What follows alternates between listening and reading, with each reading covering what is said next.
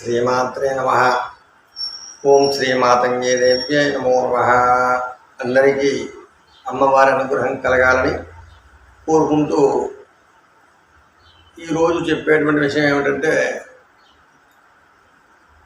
ఎవరికి ఏ సమస్య ఉన్నా, ఎటువంటి ధన ఇబ్బంది ఉన్నా, అదే రకంగా అనారోగ్య సమస్య ఉన్నా, ప్రతి మనిషికి కూడా ఏదో ఒక సమస్య ఉంటూనే ఉంటుంది. అయితే వాటికి సంబంధించినటువంటి కొన్ని కార్యక్రమాలు, పరిహారాలనే అనేక విధాలుగా పరుగులు పెడుతూ ఉంటారు. గురువుగారండి అక్కడ పరిహారం చేసామండి, ఇక్కడ హోమం చేసామండి, ఇక్కడ అభిషేకం చేసామండి, పలానా ఊళ్ళో పూజ చేయించుకున్నామండి, ఇలా రకరకాలుగా పరిహారాలు చేసి చేసి చేసి విసుగెత్తుపోయి ఇది మనకి సరి అయినది కాదు, మనం వేరే మార్గంలో వెళ్తే మంచిదా అని చెప్పేసి గుంట నక్కల్లా ఎదురు చూస్తున్నటువంటి కొంతమంది ఉంటారు, మన వైపు లాగుదామా అని చెప్పేసి.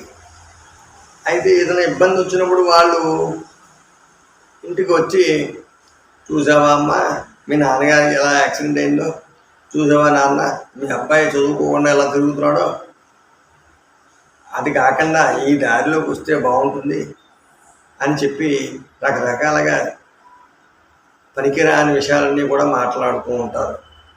అయితే అది పక్కన పెడితే, మనం ఏ పూజ చేసినా, ఏది చేసినా సరే, మనం ఏదైతే పదే పదే ఊహిస్తామో అది ఎక్కువ జరగడానికి అవకాశం ఉంటుంది. అది ఎందుచేత అంటే, ప్రతి మనిషిలోనూ కూడా దైవశక్తి ఉంటుంది. దాన్నే మన ఆత్మశక్తి, దైవశక్తి. ప్రతి మనిషిలోనూ కూడా ఒక జ్యోతి స్వరూపమైనటువంటి భగవంతుడు ఉంటాడు. మనం ఏ పని చేసినా సరే లోపల ఉన్నటువంటి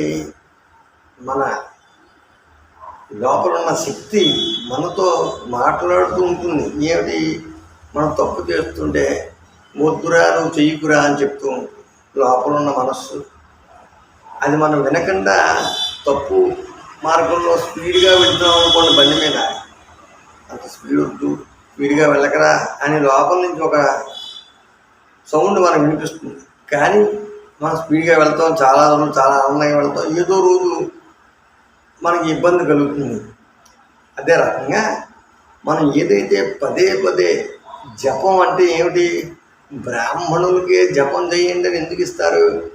అయితే ఎందుకంటే బ్రాహ్మణుడు నిర్దిష్టమైన ప్రదేశంలో కూర్చుని మిగతా ఆలోచనలన్నీ కూడా పక్కన పెట్టి, మీరు ఏదైతే విషయాన్ని చెప్పారో ఆ విషయానికి సంబంధించినటువంటి గ్రహమైతే గ్రహానికి లేదా దానికి సంబంధించినటువంటి భగవంతుడికి తదేకంగా ఆ జపానంతా కూడా చేస్తూ ఆ పని మీదే దృష్టి పెట్టి జపం చేస్తారు. దానివల్ల మీరు అనుకున్న పని అవుతుంది.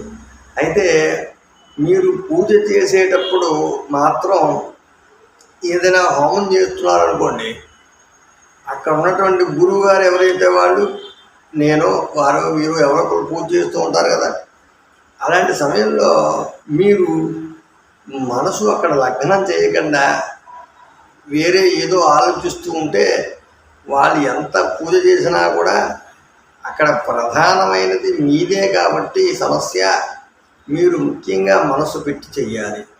అదేవిధంగా ఏదైతే ఎక్కువ పదే పదే తలుస్తామో, అంటే మనం ప్రతీది కూడా వ్యతిరేకంగా మాట్లాడకూడదు.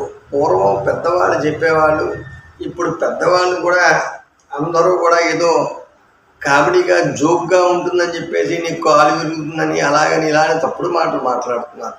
పూర్వం పెద్దవాళ్ళు ఎవరో కూడా అపశృతి పలకద్దు అని చెప్పేవారు.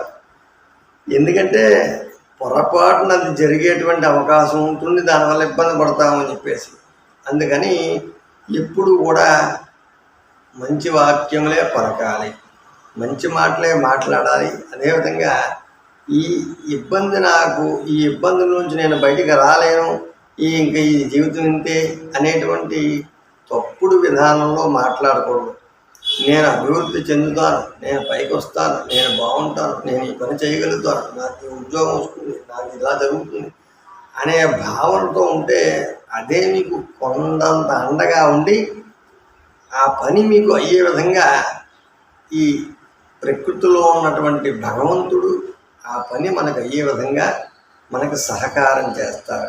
దానికి తోడుగా మనం పూజ పునస్కారం జపాది కార్యక్రమాలన్నీ కూడా చేసుకుంటూ ముందుకు వెళ్ళాలి. అయితే ఈ మధ్యకాలంలో ఈ జాతకాలు అనేటువంటివి అది ఏమిటంటే మనం ఒక మార్గంలో వెళుతూ ఉన్నాం అనుకోండి, కారులోనో బండి మీద ప్రయాణం చేస్తూ ఉన్నాం. అప్పుడు అక్కడ ఒక బోర్డు ఉంటుంది, ఏమిటి నాయన గోతులు ఉన్నాయి చూసుకోండి నాయన అని. అప్పుడు మనం ఏం చేస్తాం, ఫోన్ అది ఇలా మాట్లాడకుండా చక్కగా దృష్టి రోడ్డు మీద పెట్టి ఏది ఆలోచించకుండా క్రమబద్ధంగా వెళ్తాం. అప్పుడు ఆ గోతులు పడకుండా ప్రయాణం పూర్తి చేసుకుంటాం. అలా కాకుండా ఆ బోర్డు ఉన్న తురే ఆ గోతులు ఉంటే ఏమైందిలే అని చెప్పి స్పీడ్గా వెళ్ళామనుకోండి, ఆ గోతులు పడతాం. అయితే ఏంటంటే ఈ జాతకం అనేది కూడా ఆ బోర్డు లాంటిది అంతే తప్ప ఈ జాతకంలో ఉన్నది జరగలేదేమిటి, జరిగిందేమిటి అని రకరకాల సందేహాలు ఉంటాయి.